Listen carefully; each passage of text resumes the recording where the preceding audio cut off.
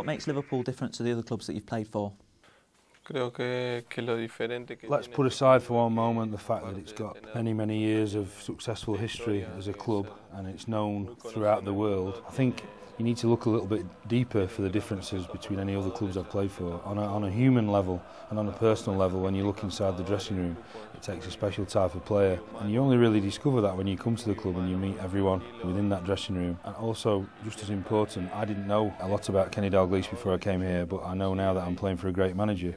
I also knew that he was a very significant figure in the history of Liverpool. But certainly now I would view the manager as a very important person who gave me the opportunity to come and express myself and show what I can do here at Liverpool. Did you know much about Liverpool when you were growing up in Uruguay? Of course I remember Liverpool. When I was growing up, they certainly had a lot of top players. It was packed with a lot of great players at the club, and in particular forwards. And I think when you're joking around and messing about as a kid, you kind of always have a dream of maybe playing at that level and playing for a club like Liverpool. And certainly I used to play around and pretending to be some of those forwards from that time. You know, when you're playing at games as a kid. Did you watch the 2005 Champions League final? If so, what did you make of it? I certainly did watch it, and I'm not the only person. I think a lot of people will remember that for a long time. Apart from the fact it was a great final, I think Liverpool really demonstrated that they had a real kind of spirit and stomach for a fight, almost a rebellious attitude, if you like, in the way that they came back. And I think that certainly throughout the team it was packed full of characters and personalities, and they certainly displayed that character. Talk about a rebellious attitude. Is that something you share?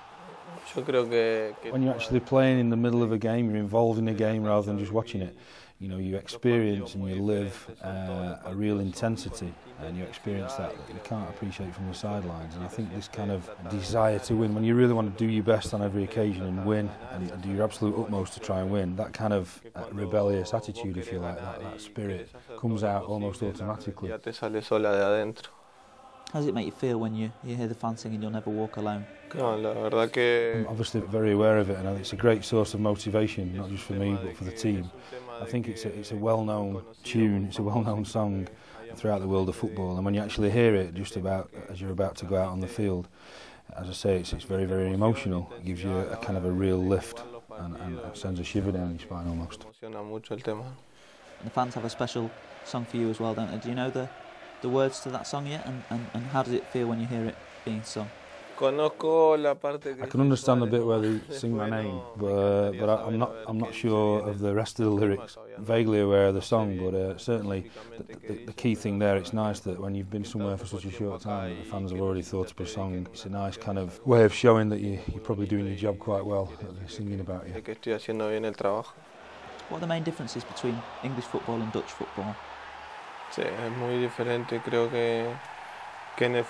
Football is played out in totally different ways in the two countries. I think Dutch football, it was an excellent step on the way up to coming to English football for me. You know, I think if I hadn't gone via Dutch football into English football, it would have been a difficult step to come straight into English football. I think it allows you the opportunity in Dutch football to be able to improve your skills, hone yourself as a player and improve a few little details here and there to make sure that you're ready to play at the top level.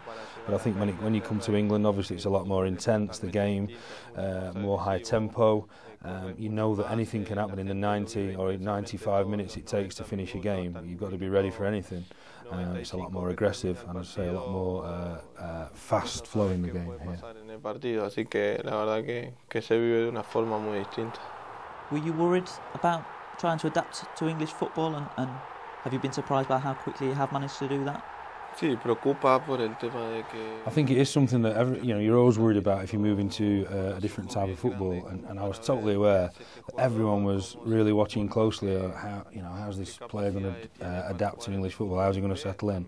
You know, you come here with your reputation, and for a lot of money, people are waiting for things to happen. I've always been of the opinion that if you do the same things that you've done all the way throughout your career on the field, you know, whether it's at Groningen, whether it's at Nacional in Uruguay, whether it's at Ajax, you just concentrate on doing the things that you've done throughout your career.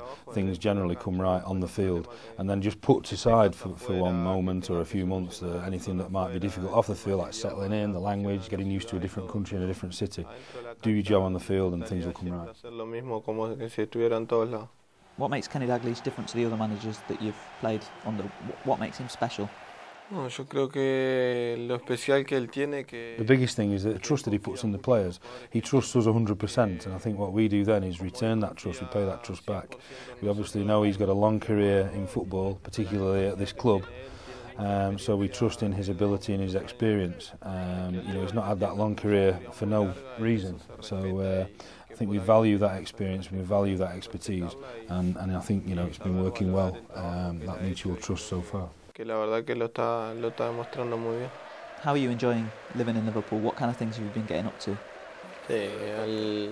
Al principio cuando... I think when you go somewhere for the first time, it always kind of seems, the first impressions are always quite good and you like it, but maybe that veneer can wear off, but that's not happened here. You know, I've had 3.5 months here now, and I still like the place very, very much. I feel, you know, I spend a lot of time at home with my family, of course, when you're busy playing, but I think it's a really nice city. I've had a chance to sort of get out and have a bit of a walk around at times, but mainly it's kind of taking things easy. You know, obviously I'll get to know the place better the longer that I'm here. Muy contento acá en esta ciudad. How's your scouts coming along? Muy difícil porque...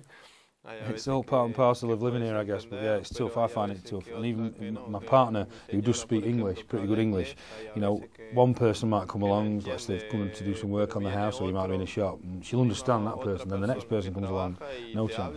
So it's a case, but as I say, it's just a case of learning as you go along, but yeah, very, very difficult to understand. What do you hope to achieve over the course of your Liverpool career? Creo que los objetivos... When you're playing in a team like Liverpool, you know, one of the biggest clubs in England, I think you've always got to have the aspiration of going to win the title, you know, to win the league. And you've got to believe that with the quality that we've got of this club, that's a distinct possibility. However, we know there's a lot of competition and it's tough there at the top. A lot of teams there won't have the same objective, and the next objective is to make sure that you're in the Champions League places. But certainly we've got to have the confidence that there's sufficient quality here to be aiming for those type of things. El poderío ese que tiene Liverpool a nivel europeo. Liverpool haven't won a title since 1990. That's the one the fans are desperate for. But if you could pick one trophy to win here with Liverpool, what would it be?